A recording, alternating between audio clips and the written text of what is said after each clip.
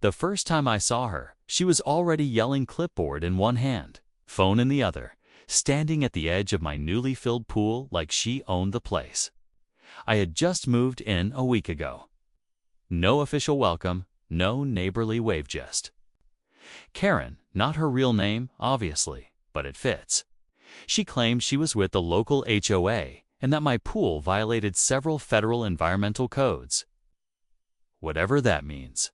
I tried to tell her, calmly, that my property wasn't even part of the HOA. That didn't go over well. The next morning, I woke up to the sound of rushing water. My stomach dropped. I ran out back and my pool was completely drained. Bone dry. A soggy garden hose lay twisted near the filter system, and muddy footprints led back to the gate. I couldn't believe it. Who just walks onto someone's property and drains a pool without permission? Apparently, Karen does. She left a note taped to my back door, written in all caps, claiming I had been reported for environmental negligence and that the HOA reserves the right to act. Again, I reminded her I'm not in the HOA. But the more I pushed back, the more aggressive she got. Suddenly, she was quoting federal codes, calling the city inspector, and hinting I could face fines or worse. And here's the wild part, not just about the pool. I found out she's done this to at least 2 other neighbors. And now I'm wondering if this is bigger than just a nosy neighbor with too much time. Something's off. Who gave her this kind of authority, and what exactly is she trying to hide? Thought I moved into a peaceful neighborhood, but now it feels like I'm living next to someone who thinks they're the law. And what happened the day I confronted her changed everything. I started digging into the neighborhood's history, trying to understand why Karen was so obsessed with enforcing rules that didn't even apply to me. Turns out the HOA here is pretty strict and a lot of people complain about them behind closed doors. But Karen sees a whole different level.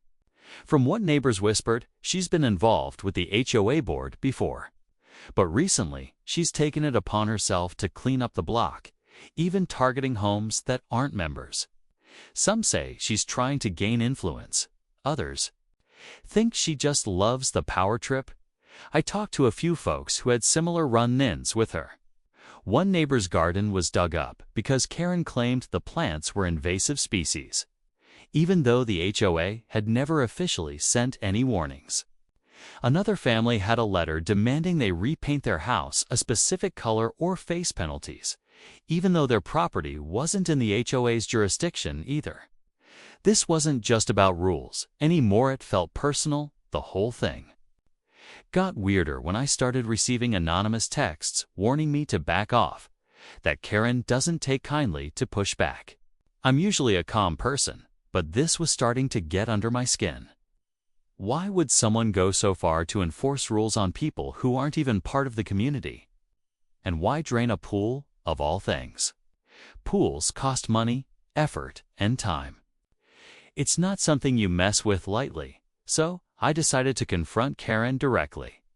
I knocked on her door, hoping to clear the air, or at least understand her side. What she told me didn't just raise more questions, made me wonder if I was dealing with someone who believed she was above the law. Or worse, someone hiding something much bigger than a simple neighborhood dispute. The more I learn, the more I realize this isn't just about a pool or some HOA rules. There's something deeper at play, and I'm right in the middle of it. But what happens next? Well, that's a story you won't want to miss. When I finally got Karen to answer the door, she wasn't at all what I expected. No apologies. No, let's talk this out.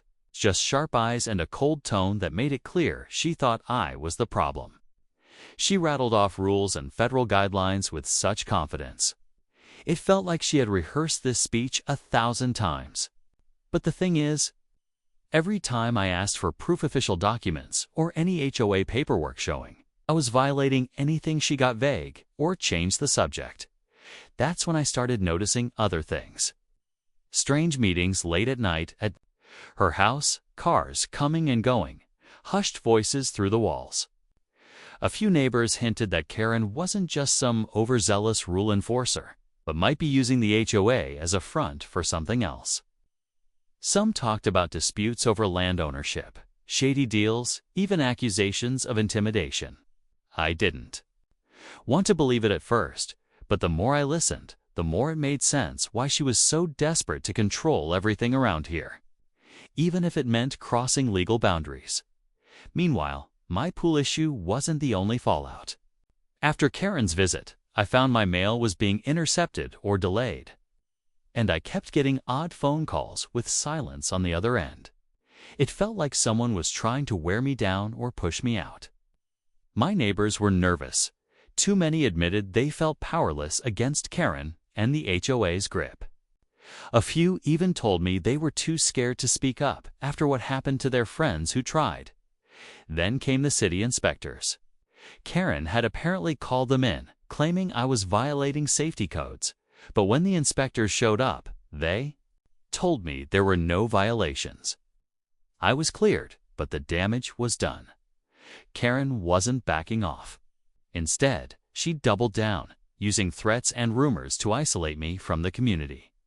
It was like living in a thriller, where the antagonist has the law and the neighbors seemingly on her side, and you're the one left defending your right to your own property. There's something beneath all this. A hidden story behind Karen's relentless crusade. And as I keep digging, I realize I might be stepping into a much bigger mess than just a pool dispute. But how far am I willing to go to stand my ground? And what will happen if Karen's real motives come to light? Days turned into weeks, and Karen's attacks didn't stop.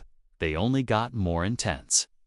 One evening, I came home to find a strange note slipped under my door, warning me to keep my head down or face serious consequences. I couldn't tell if it was a prank or a threat, but after everything, it felt like the latter. The tension in the neighborhood was thick, with whispers about who was truly in charge and whether anyone could stand up to her. Then, without warning, I noticed my security cameras had been tampered with. The footage from the night my pool was drained was missing, and new cameras appeared around the block pointed directly at my house. It was clear Karen was watching, and she wanted me to know it. The feeling of being trapped inside my own home was overwhelming, and I started questioning how far this would go. Was this just a neighborhood dispute, or something much darker? A meeting was called by the HOA board, but when I showed up, Karen was the only one there. She stood at the front, looking like she owned the room, and made a public declaration that I was a danger to the community, violating laws and threatening neighborhood safety. I tried to speak up, to clear my name, but the few neighbors present avoided eye contact or stayed silent. The isolation was crushing. Things escalated further when I found that city officials were being swayed by Karen's claims. Despite earlier inspections clearing me, new complaints were being filed, some official, some clearly fabricated. I felt cornered, like a target in a game I didn't sign up for.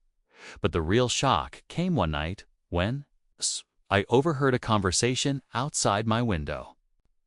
Karen was speaking with someone I hadn't seen before, man with a serious tone, discussing plans to take control of the neighborhood through legal pressure.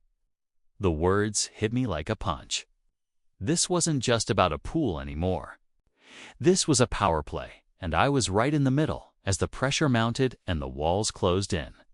I had to ask myself, how far would I go to fight back?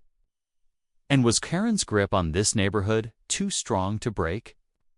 The answers were coming, fast, and the moment everything could change was just around the corner, just when I thought things couldn't get any worse. The unexpected happened. One afternoon, I received a call from a woman claiming to be from the county records office. She said there was an issue with the property title of my home, a dispute that dated back years and was somehow connected to the HOA. According to her, the paperwork showed my house might actually fall under HOA jurisdiction after all, despite everything I was told. I was stunned. Was this just a clerical error, Or was Karen digging up something to use against me? I rushed to the records office to check for myself. The documents were confusing, filled with legal jargon, but there was one thing clear. The lines were blurred, and the ownership status wasn't as cut and dry as I thought. It was as if someone had been manipulating records to tighten control over certain properties, maybe even mine. The more I looked, the more I wondered if Karen's crusade was part of a bigger scheme to consolidate power and squeeze out homeowners who resisted. That same night, I got a strange message from a neighbor I barely knew. She warned me to be careful, and revealed that Karen had a reputation for playing dirty using threats, false claims, even legal loopholes to force people out. Apparently, several families quietly left the neighborhood after run-ins with Karen, unwilling to deal with the constant harassment. The more I heard, the more it felt like I was trapped in a high-stakes game where the rules were being rewritten as we went along. To make matters worse, my own attempts to get legal advice hit roadblocks. Lawyers I contacted either refused to take the case or hinted that the HOA had strong connections with local officials. It was like trying to fight a shadow with no clear way to strike back. The moment I decided to fight back, everything came to a head faster than I expected. I managed to find a lawyer willing to look into the records more deeply, someone who wasn't intimidated by the HOA or Karen's reputation. Together, we uncovered something shocking. Karen had been using forged documents to claim authority over properties that weren't actually in the HOA. The pool draining, the threats, the false complaints, all part of a calculated plan to scare homeowners into submission and expand her control. Armed with proof, I confronted Karen in front of the HOA board and several neighbors. I laid out everything: the forged paperwork, the city inspector reports that cleared me, even the anonymous threats. For the first time, the neighbors started whispering, some nodding in disbelief. Karen's confident facade began to crack. But just as I thought I had the upper hand, she dropped a bombshell. She revealed she wasn't just acting alone. There was a bigger group behind her, a private investor circle trying to take over the neighborhood piece by piece. The HOA was just a front for a property grab, and she was their inside person. Suddenly, the fight wasn't just about my pool or Property 8, was about something much larger and far more dangerous. But the real twist came when my lawyer uncovered an old clause in the neighborhood's founding documents. It turned out, residents like me, those technically outside the HOA, had special protections that no one else knew about. This clause made Karen's entire operation illegal and gave me the power to challenge not just her, but the entire corrupt setup. It was a game changer. In the days that followed, the tide started to turn. The city opened a formal investigation, neighbors began rallying together, and Karen's hold on the community weakened. But even as I breathed a sigh of relief, I couldn't shake the feeling that this battle had just scratched the surface. If there was a hidden circle behind Karen, what else were they hiding? And was my fight really over, or was it just the beginning?